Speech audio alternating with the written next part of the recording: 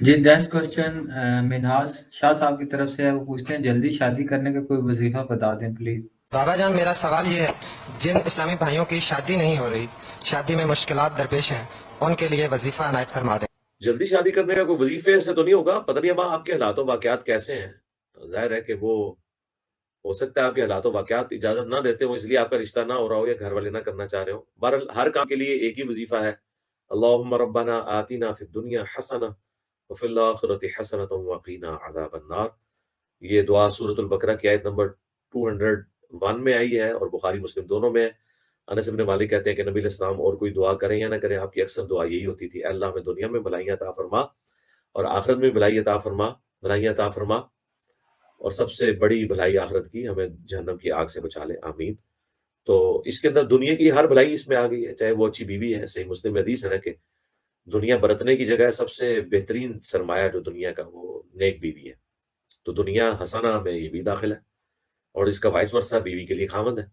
جس لڑکے کی شادی نہ ہوتی ہو وہ مسجد میں اس نیت سے جھاڑو لگائے کہ میری شادی ہو جائے، انشاءاللہ عز و جل اس کا رشتہ جلد ہو جائے گا۔ اگر لڑکی کی نہ ہوتی ہو تو اس کا بھائی یا باپ اسی نیت سے مسجد میں جھاڑو لگائے، صفائی کرے، انشاءاللہ جلد رشتہ ہو جائے گا۔ تو یہی ایک دعا ہے، باقی وظائف جو ہے میں نے 3 بتائے ہیں نا، مصیبت پریشانی ہر اعتبار سے، حسبنا اللہ و نعم الوکیل، اور یا حی یا قیوم برحمتک استغیث۔ الف سے پڑھیں گے تو وہ سنگولر کا سیگا، یہ بھی درست ہے، نون سے پڑھیں گے نستغیث تو وہ جمع کا سیگا ہے، اور تیسرا لا الہ الا انت سبحانک انی کنت من الظالمین۔ چلتے پھرتے یہ پڑھتے رہے وظائف، وضو کے بغیر بھی پڑھ سکتے ہیں، اور اس کے ترجمے کی طرف توجہ ہو، درود شریف کے ساتھ دعا مانگے، اللہ تعالیٰ آسانی فرمائے گا۔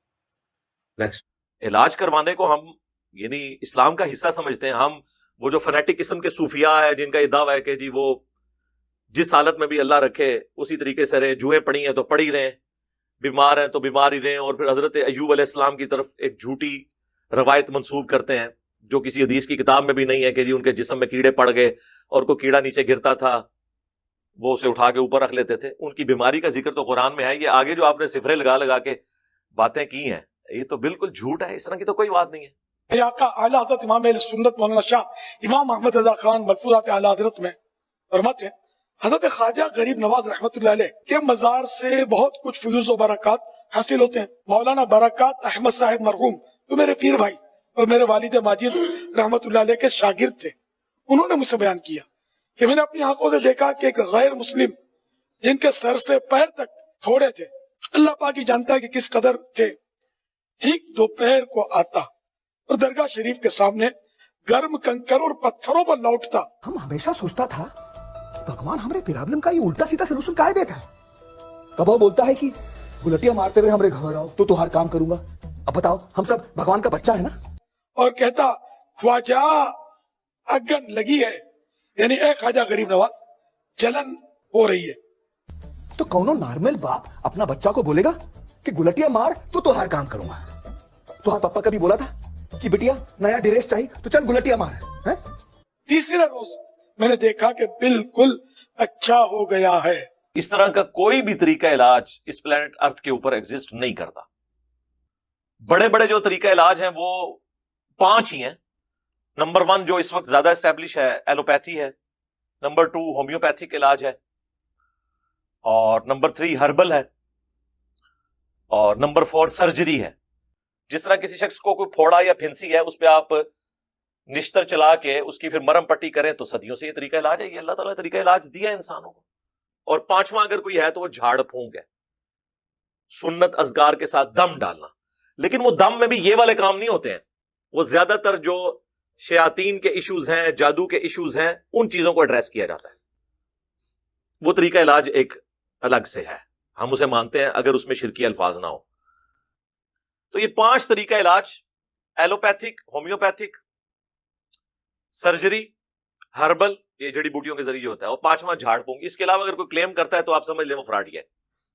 لیکن یہ تو بڑے غلط غلط دعوے کر رہے ہیں۔ یہ روحانی آپریشن کرتے ہیں نا، کہتے ہیں جی ہم نے روحانی طور پہ جو ہے وہ دل کا علاج کر دیا، گردوں کا علاج کر دیا، فلاں چیز کا علاج کر دیا۔ کسی نو مولود بچے کا ختنہ کوئی بزرگ کر کے بتائے نا، بغیر بلیڈ مارے۔ کہتے ہیں نا جی بزرگ جو ہے وہ اگر جو ہے وہ کیمرہ اور سیٹلائٹ جو ہے وہ سارے بر اعظموں میں ایک کمرے میں بیٹھ کے دیکھ سکتا ہے تو اللہ کا ولی کیوں نہیں دیکھ سکتا؟ چھاڑ دو سرکار، کوئی مسئلہ نہیں ہے. اگر پی آئی اے کا پائلٹ جہاز اڑا سکتا ہے تو بزرگ کیوں نہیں اڑا سکتا؟ بٹھائیے سارے بزرگانوں اور کاکپٹ سے جو ہے پائلٹ کو کہیں گے جی آپ تو نکلے نا، یہ اڑا دے والے جی کیا مسئلہ تھی جا کے لینڈ کرنا ہے انہوں نے جتنے کر رہا ہے. نہیں اگر یقین ہے تو کرے نا. کہتے ہیں نا روحانی علم تو جو ہے وہ اوپر ہے اس دنیاوی علم سے، اور اس دنیاوی علم کو یہ کر رہے ہوتے ہیں. اللہ کے بندو خدا کے لیے نبی علیہ السلام نے جب مختلف بادشاہوں کے پاس خطوط لکھے ہیں تو ان زبانوں کے ایکسپرٹ بندے بلوائے ہیں، ان کی زبانوں میں لکھوائے ہیں. اس طرح نہیں ہوتا جس طرح آپ سمجھتے ہیں. دنیا بقدر ایفرٹ ہے. کبھی کبھار کوئی مرزانہ بات ہو جائے وہ الگ بات، وہ انبیاء کے ساتھ خاص ہے. باقی غیر انبیاء کے ساتھ نبی علیہ السلام کے مبارک دور میں بڑے عجیب و غریب قسم کے معجزات ہوئے ہیں، وہ بالکل درست ہے، وہ نبی کے معجزے ہیں. لیکن رسول اللہ کی وفات کے بعد جو کچھ ہے وہ دعا کی حد تک ہے. اللہ تعالیٰ چاہے تو کر دے، اللہ تعالیٰ چاہے تو نہ کرے. بارش کی دعا کی ہو گئی، ٹھیک ہے، سمجھ آتی ہے بات کی. اس طرح کے معاملات ہو سکتے ہیں جو اللہ کے فزیکل فینومینا آف نیچر ہیں، ان میں اللہ تبارک و تعالیٰ کسی کی دعا قبول کر لیتا ہے. لیکن کبھی ایسا نہیں ہوا کہ جی کسی صحابی کی آنکھ نکل گئی ہے، دوسرے نے پھونک ماری ہے تو اس کی نظر واپس آ گئی. نہ کسی کی ہڈی ٹوٹی ہے تو یہ جنگ قاسیہ اور یرموک میں صحابہ کرام کو جو زخم لگتے تھے تو ایک دوسرے کو سورہ فاتحہ پڑھ کے پھونکتے تھے، وہ زخم ٹھیک ہو جاتا تھا. خدا کے لیے اس طرح نہیں معاملات ہوتے. دنیا کو اللہ نے بقدر ایفرٹ چھوڑا ہوا ہے. دعوت اسلامی سے پہلے جب نہیں تھی نا تو بکثرت یہ دم کرتا تھا پڑھ کے، تو درد کی جگہ پر ہاتھ رکھ دے اور پڑھیں دادا صاحب کی گھوڑی. یہ کوئی بزرگ ہوں گے تو ان کی طرف یہ منسوب ہوگا. دادا صاحب کی گھوڑی وہی اندھیری رات. روحانی طریقے سے علاج کی شرعی حیثیت بتا دیں. دیکھیں یہ جب وہ ایک آیا تھا وہ کردستانی جو بٹ بنا کے گیا پوری پاکستانی قوم کو، اس وقت میں نے جو 5 طریقہ علاج بتائے تھے وہ آپ میری ویڈیو تفصیل سے دیکھیں. اس میں ایک روحانی طریقہ علاج بھی تھا، لیکن روحانی طریقہ علاج بھی ان بیماریوں کے لیے، ہر بیماری کے لیے تو نہیں ہے. یعنی دنیا میں کوئی دوائی ایسی نہیں ہے، کوئی دم ایسا نہیں ہے جو بچے کا خطرہ کر سکے. ہاں جی ہے روحانی بائی پاس، چھڑ دو بائی پاس، خطرہ کر کے دسو. جی نہ ہے نا چھوڑ دو. فلاں کا درد، فلاں کی جگہ نام لے، فلاں کا درد فلاں جگہ کا. مثلا زید کا درد سر کا جائے، سر پہ آپ دم کرنا چاہتے ہیں تو یوں کہیں دادا صاحب کی گھوڑی وہی اندھیری رات. زید کا درد سر کا جائے. آج جس بزرگ نے سٹیک تے لوانا ہے اپنے آپ نو، کیڑا ہے جڑا ہے لکھ کے دے منو کہ اگر میں نہ کر سکیا ختنہ تو جو مرضی کرو جی صاحب اجازت ہے، تو پتہ چل جائے گا. یہی لگی میری آس. یہ پڑھ کر 3 مرتبہ پڑھیں اور دم کر دیں. یہ اصل بزرگوں کے الفاظ بعض اوقات تاثیر کا تیر بن کر درد کو توڑ پھوڑ کے رکھ دیتے. اچھا یہ وہ منن والے جو ہے نا ان کے کام کی باتیں، بعض لوگ بولیں گے کہ یہ کیا مطلب کیا، تو پھر ٹھوکرے کھاتے رہو. بخاری میں حدیث ہے ایک صحابی کی پنڈلی کی ہڈی ٹوٹ گئی، نبی علیہ السلام نے ہاتھ پیرا ٹھیک ہو گئے. لیکن یہ 1-2 واقعات معجزانہ طور پہ، ادروائز نبی علیہ السلام پورا علاج کرواتے تھے. اور علاج کرنا ہے جو چیز اس طرح کی سرجری والی ہے وہ دم کرنے سے نہیں ٹوٹی ہوئی ہڈی جڑ جائے گی. وہ نبی علیہ السلام کا ایک معجزہ تھا. اگر آپ کو اپنے بزرگوں پہ اعتماد ہے تو توڑوائیں اپنی ٹانگیں اور ٹائم قیامت تک جائے کروا کے دسو کسی کو سیدھا. اس طرح نہیں ہوتا میرے بھائی. اگر آپ کو مطلب حسن زن ہے اور اگر آپ حسن زن کے ساتھ اللہ کی رحمت پر بھروسہ کر کے بزرگوں پر اعتماد کر کے اللہ کی عطا سے آپ کریں تو درد انشاءاللہ دور ہو جائے گا.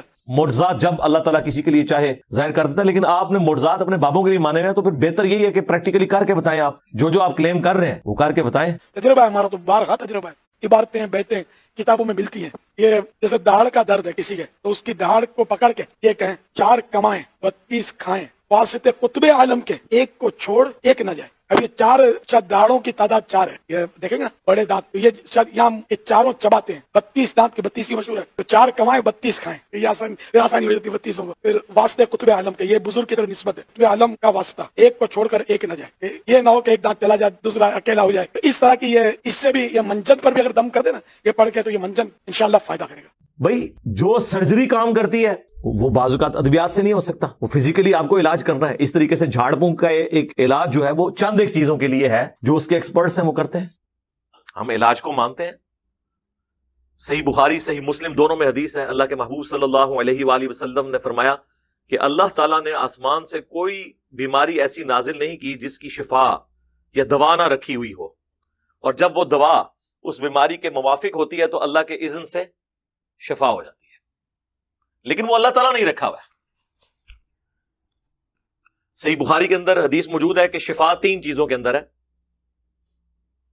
نمبر 1 کپنگ کروانے میں، یہ پچھنے لگوانے، اور وہ بھی کوئی صحیح بندے سے لگوانا ہے آپ نے، یہ نہ الٹا آپ بیماری لے کے آ جائے. نمبر 2 شہد میں، وہ تو سورۃ النحل میں آیا کہ شہد کے اندر شفا اللہ تعالیٰ نے رکھی ہے. اور نمبر 3 آپ صلی اللہ علیہ وآلہ وسلم نے فرمایا داغ لگوانے میں.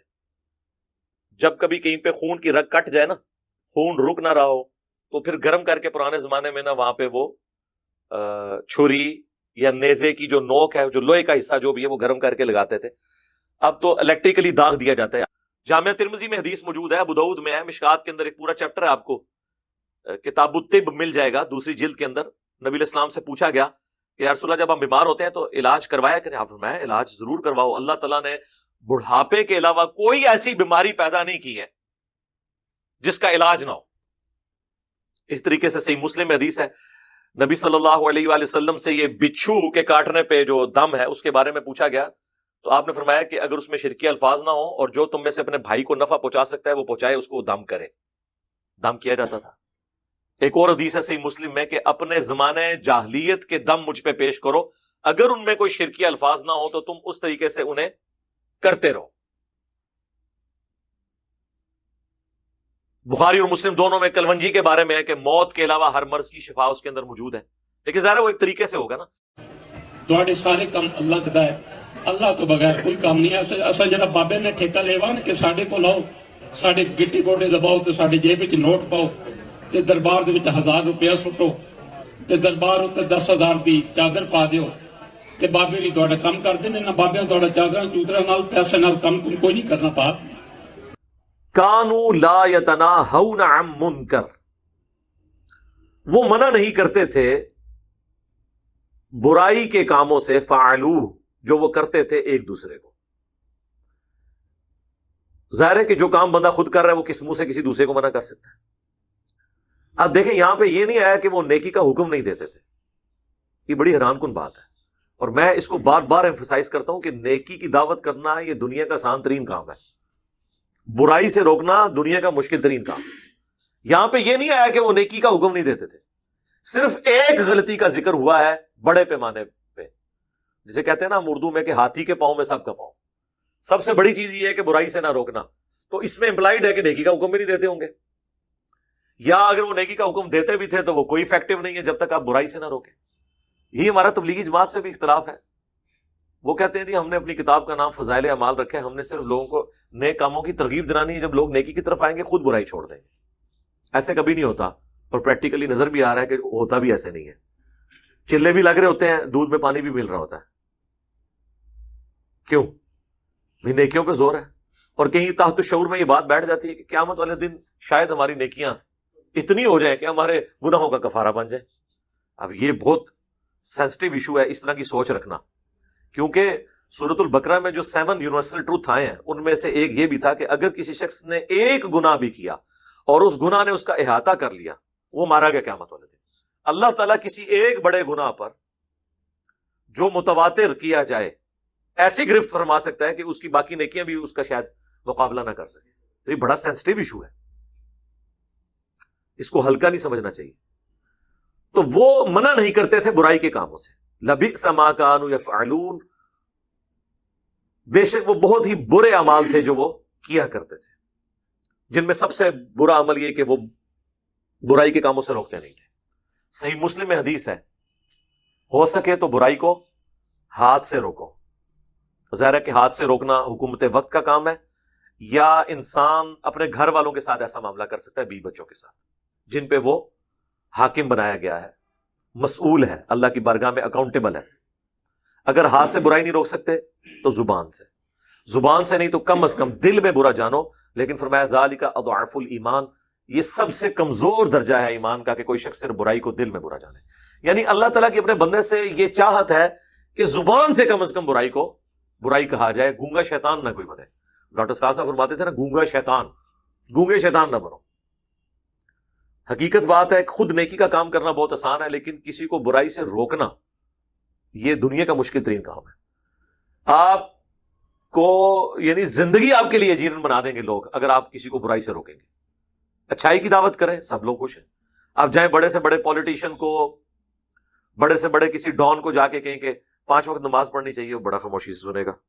لیکن آپ اس کو اگر جا کے یہ کہیں کہ یہ حرام خوریاں چھوڑ دو جو تم گورنمنٹ کے فنڈ کے اندر خرد برد کرتے ہو اور ناحق لوگوں کا مال ہڑپ کر رہے ہو, قیامت والے دن تمہاری پکڑ ہوگی. جناب آپ دیکھیں اس کی چہرے کی تیوری, اور جب موقع ملے گا چھوڑے گا نہیں آپ کو, کیونکہ آپ نے اس کو برائی سے روکا. اور یہ اتنا مشکل کام ہے کہ پیغمبروں کی موجودگی میں بھی، پیغمبروں کے ہوتے ہوئے بھی، اس زمانے کے لوگ جو اللہ کے ماننے والے ہوتے ہیں وہ بھی اس بات کو ایکسپٹ کرنے کے لیے بعض اوقات تیار نہیں ہوتے.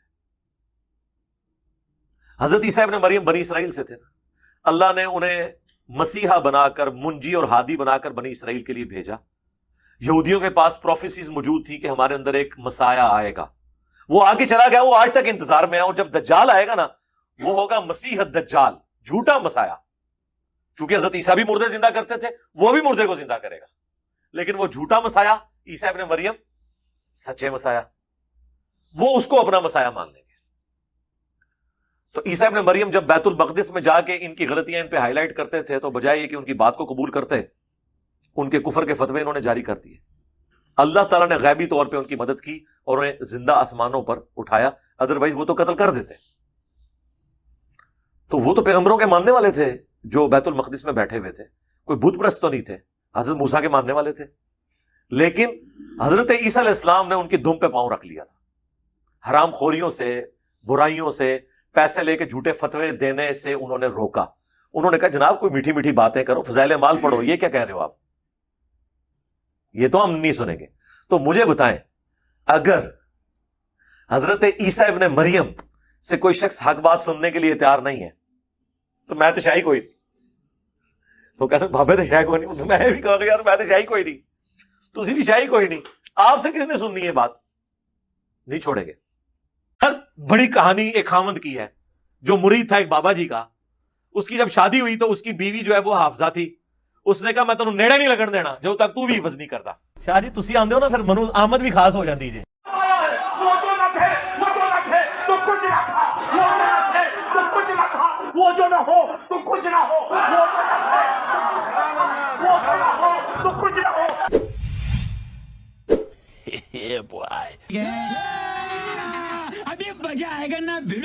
امیر سنت کی بارگاہ میں میرا ایک سوال ہے.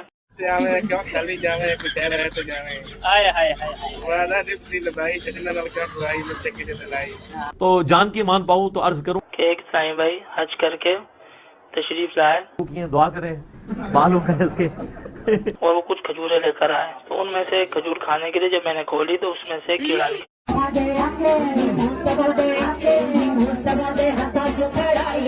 سمجھ آئیے آپ کو؟ میں نے آپ کا ایک مدنی گلدستہ دیکھا کہ میرا تو اتنا لائف خراب ہو گیا ہے، اتنا لائف خراب ہو گیا ہے میرا.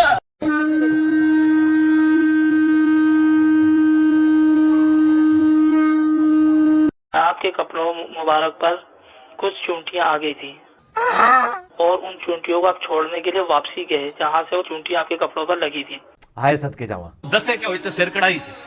تو یہ ہم یعنی انہوں نے ہمیں خود ٹھڈے مار مار کے یہاں تک پہنچایا ہے کہ ہمیں سمجھ آ گیا یہ فرقہ واریت کتنی بڑی لعنت ہے. تو کیا اس کیڑے کو بھی مدینے واپسی چھوڑنے جانا ہوگا؟ ہوں میں کہڑے پاسے جاواں؟ وہاں جب تک جائیں گے اس وقت تک ان کو پالیں گے کیسے؟ تیرا ستیہ ناس ہو، یہ تو کیا کر رہا ہے؟ آہو جی یہ تو میں کدے سوچے ہی نہیں. پرورش کیسے ہوگی؟ ہیں اور ان کی عمر کتنی؟ اس طرح کی مخلوق کی عمر زیادہ عام طور پہ نہیں ہوتی. فرمایا مینو ادھر نال پیار ہے. ایک پپی ادھر، ایک پپی ادھر. 2-2 4-4 دن میں بھی یہ وفات پا جاتے ہیں. یار کیا کہہ رہے ہو؟ وفات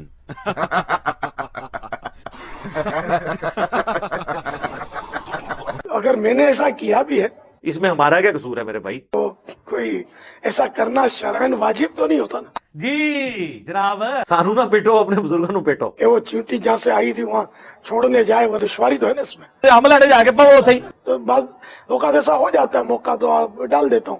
مطلب ایک بات وہاں سے اٹھاتے ہیں اور اس میں پورے رنگ بھر کے تو پوری بلڈنگ کھڑی کر دیتے ہیں. کہتے ہیں اس طریقے وہ اپنے کیڑی وہاں جا کر اس بنا پہ کیا تھا کہ یہ چونٹی جو اپنے قبیلے سے جدا نہ ہو. میری عقل مانتی ہے کہ اس طرح یہ ہو سکتا ہے. واہ کیا سوچ ہے رے تیری، ماننا پڑے گا. سبحان اللہ. ہاں وہ قبیلے سے جدا نہ ہو. اور یہ کیڑا جو ہے ان کے قبیلے کا کوئی تعلق نہیں ہوتا. تو دو گلے لا کے رو گلے لا کے ایک دوسرے نال. دنیا کا نظام اس طرح نہیں چلتا کہ تو مینارے سے چلی اور میں چبارے سے چلا. یہ تو ان کی کل کائنات یہ کھجور میں پیدا ہوا تھا. کھجور میں یہ ਮੋਸ਼ ਕਰੇ ਮੋਸ਼ ਕਰੇ देखो बुजुर्गां दे उत्ते जिन्हां दा अन्ना ईमान है ना वो भी कहंदे नहीं यार ये काम ना करियो भाई। अब ये वो एक कहानी है और ये इतनी अजीबोगरीब कहानी है कि अक्सर लोग सुन के इसको सुभान अल्लाह ही कहते हैं कि पता नहीं कितनी को बड़ी इल्मी को बात करते हैं। मेरे कुछ समझ नहीं आ रहा, मेरा ना दिमाग नहीं चल रहा है। तो खजूर से निकाल दिया तो मदीने छोड़ने जाएंगे भी, बड़ा ही औखा काम है। तो मदीने में ये खाएंगे किस तरह? यार मैं खान वाली कौम हुण सामो कहाँ इनको रखेंगे? ए बोझ पाओ सारियां शैवां हाल मोहब्बत की बात है, दीवानगी की बात है। मरहबा ना बा खुदा दीवाना बाश बा मोहम्मद होशियार। आवाज आई तौबा तौबा कर यार। चलो भाई देखो अब मैं क्या करता हूँ। जेड़ा मुर्दे नु जिंदा करदा है आप जिंदा होके दसे कहेंगे नहीं जी साहब हम भी आपके साथ ही हैं।